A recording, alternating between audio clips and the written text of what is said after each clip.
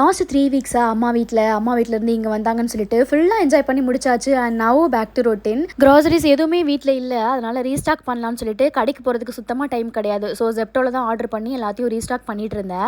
Yesterday வந்துட்டு லைஃப்பில் எல்லா நாளும் விட ஒரு பயங்கர எக்ஸைட்மெண்ட் தமிழ்நாடு இருந்திருக்கும். ஏன்னா தளபதி சிஎம் ஆகணும் அப்படின்னு சொல்லிட்டு.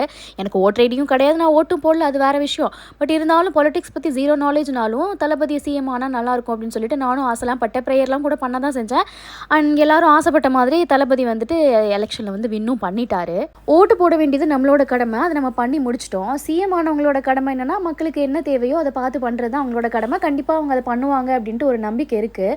அவ்வளோதான், முடிஞ்சிடுச்சு. நம்மளுடைய வேலை அவ்வளோதான், முடிஞ்சிச்சு. இதுக்கப்புறம் என்ன இருக்குது? நம்ம டெய்லியும் வேலைக்கு போய் நம்ம சம்பாரிச்சாதான் நமக்கு காசு வரும், நம்ம சமைச்சாதான் நம்ம சாப்பிட முடியும், நம்ம பாத்திரம் கழுவுனா தான் அடுத்த வேலைக்கு சமைக்கிறதுக்கு பாத்திரம் இருக்கும். இதுதான் வந்து ஒரு நார்மல் லைஃப். அவர் ஜெயிச்சிட்டாரு, அவ்வளோதான், முடிஞ்சிடுச்சு. நம்ம வேலையை பார்த்துட்டு போயிட்டே இருக்கணும். அதை விட்டுட்டு இன்னும் வந்துட்டு இந்த சினிமா முகத்தில் எத்தனை காலத்துக்கு தான் நம்ம இருக்க போகிறோன்னே புரியவே இல்லை. அரசியல்வாதிங்க கத்தி செலிப்ரேட் பண்ணுறாங்க அப்படின்னா அதுதான் அவங்களோட வேலை. பட் நமக்கு அப்படி கிடையாது. நமக்குன்னு ஒரு ஃபேமிலி இருக்குது, அது நம்ம தான் பார்த்து ஆகணும். இன்னுமே அந்த பார்ட்டி இந்த பார்ட்டின்னு சொல்லிட்டு எல்லாரையும் மார்க் பண்ணிவிட்டு உங்கள் டைம் வேஸ்ட் பண்ணாமல் போய் உங்களோட வேலையை பாருங்கள். ஏன்னா நம்ம உழைச்சாதான் நம்ம சர்வே பண்ண முடியும்.